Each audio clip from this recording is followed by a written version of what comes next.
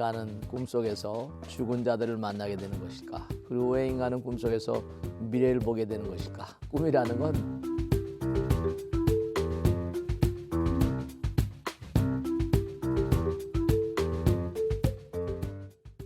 안녕하십니까? 운세통의 지왕입니다. 오늘은 많은 사람들이 항상 꿈에 대한 궁금증 같은 것들이 너무나 많이 계세요. 프로이드 같은 사람들, 융 같은 사람들도 그 세계적인 석학이라고 그러고 20세기 천재들이라고 하는데 그 사람들의 책에도 그게 나옵니다. 왜 인간은 꿈속에서 죽은 자들을 만나게 되는 것일까? 그리고 왜 인간은 꿈속에서 미래를 보게 되는 것일까? 꿈이라는 건 이 석학이라고 해서 천재라고 해서 제대로 알 수 있는 내용들이 아닙니다. 오늘은 이제 이 꿈속에서 누군가 나를 부른다는 거죠. 그리고 말을 듣고 또 따라가게 간다는 거죠. 근데 그 따라가게 되면 그 따라가는 마음이 불안하고 또 깨고 나면 기분이 좋지 않고, 근데 꿈속에서 그 사람을 따라갔던 그 이유가 뭐고, 꿈에 대한 이런 그 내용들을 좀 알고 싶습니다. 뭐 이런 내용입니다. 꿈은 인간의 욕구불만을 해소시켜주는 오아시스와 같다, 이렇게 얘기를 하는 사람도 있고요. 근데 불교가 말하는 그런 꿈의 세계에 대해서 잠깐만 말씀드릴게요. 우선 꿈은 우주입니다. 사람이 그런 얘기를 해요. 생시의 마음 먹은 것이 꿈에 나타난다, 뭐 이런 얘기도 하지 않습니까? 꿈에 대해서 연구한 학자들은 뉘파라는 얘기를 많이 합니다. 잠이 드는 과정 가운데서 무슨 알파파, 시타파, 델타파 뭐 이렇게 그 사람이 꿈을 꾸는 초기 상태라거나 깊은 수면 상태에 있을 때 나온 뉘파, 이게 다 다르다는 거죠. 다를 수밖에 없는 이유가 있습니다. 우리가 꿈이라고 말하지만 밤에 잠을 잘 때 꿈을 많이 꾸니까 밤에만 꿈을 꾼다, 그렇지 않습니다. 백일몽이라는 거 있죠. 저 같은 중생은 뭐냐면 영혼 다루는 일이 우리 스님들의 업무 가운데 가장 중요한 그런 일 가운데 하나입니다. 이른바 죽음의 파수꾼 같죠. 저 같은 중생은 낮에 너무 피곤해서 의자에 껄떡 졸면요 딱 나타납니다. 할머니가 나타나고요. 그러면 저는 습관적으로 꿈을 깬 다음에 저 극락전이라고 우리 제사실이 있습니다. 거기 가서 영정을 뚝 보면 딱 거기 그 할머니가 계세요. 즉 저는 그 할머니를 잘 모르지만 그 할머니는 저를 알지 않습니까?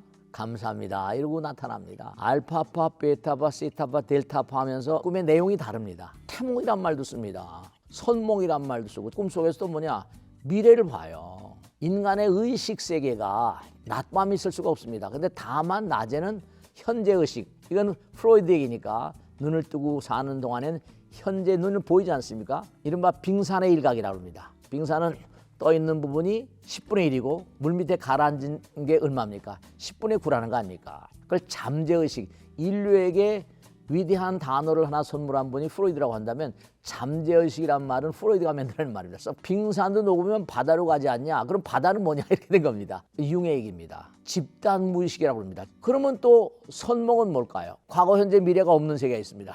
우리는 영원의 존재입니다. 우리 마음은 불생불멸이잖아요. 우리 마음은 부처님입니다. 근데 다만 토막토막 내서 우리가 살고 있는 겁니다. 100년도 안 되지만 말씀이죠. 우리도 낮과 밤을 또 토막 내 살아요. 영혼을 가는 의식이다 보니까 고속도로를 달리다가 깜빡하면 나라가 달라지잖아요. 이승과 저승 달라집니다. 우리가 지금 먹고 있는 생각, 감정, 이런 모든 내용들이 그대로 그냥 넘어갑니다.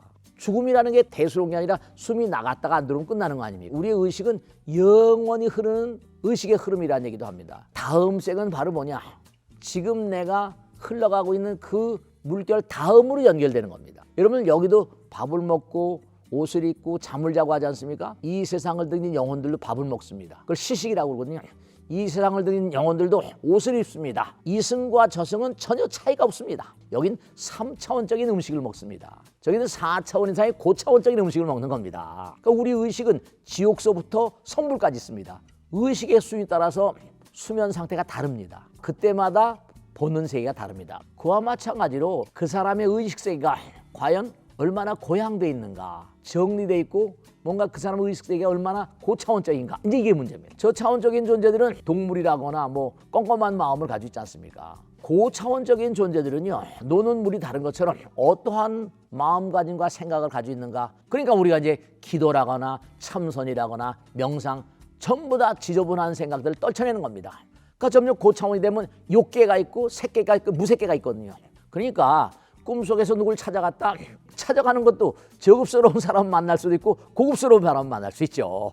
영혼의 등급이 달라요. 뇌파가 다른 것처럼 인간의 영혼의 등급이 다릅니다. 우리가 꿈속에서 만나는 사람들, 이런 사람들 따라가는데 그 사람이 어떤 사람인가는 내 마음이 결정하는 겁니다. 얼마나 내가 수양이 됐는가, 수행이 됐는가. 여긴 시간과 공간의 세계니까 거리가 있습니다. 이 세상을 등지게 되면 육신이 없어지거든요. 그럼 저승에 가게 되면 시간과 공간을 이깁니다. 시간과 공간을 이긴 세계는 무게가 없습니다. 그죠? 거긴 죄를 다는 저울이 있다고 그럽니다. 죄와 업장이 두터울 때 마음이 무겁게 느껴집니다. 그러니까 부처님과의 대화에 나오잖아요. 세존이시여, 왜 이 세상에 많고 많은 사람이 이 세상을 떠나게 되면 날아가는 느낌을 갖는다는 겁니까? 했더니 부르는 곳이 있어서 그렇다죠.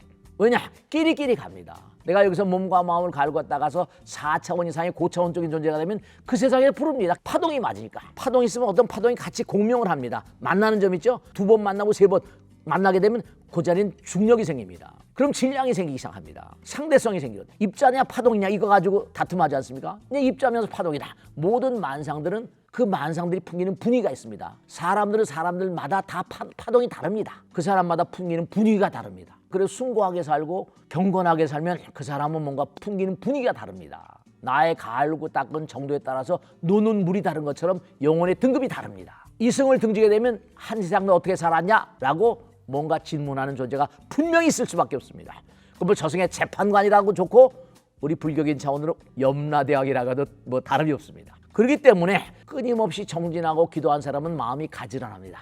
미래를 보게 되기도 하고 예언을 하기도 하고 시간과 공간을 뛰어넘는 어떤 차원의 내용들 정보를 먼저 아는 거죠. 정리를 해보면 우리의 삶과 꿈이라는 건 직결되어 있다 이렇게 말씀드리고 꿈은 바로 뭐라? 우주다. 내 마음이 우주와 연결되어 있다는 표시입니다. 우리의 마음 그 자체가 부처님이기 때문에 우리가 꾸는 꿈도 층이 그 순간순간마다 너무도 많을 수밖에 없다. 이 우주에 무량한 별들이 많은 것처럼 그렇게 이해를 하시면 되겠다 이런 말씀드리고 항상 마음 정리를 잘하세요. 사랑하는 마음, 정말로 용서하는 마음, 참여하는 마음, 그리고 항상 감사한 마음 속에 살아갈 때 그리고 항상 기도를 놓치지 마세요.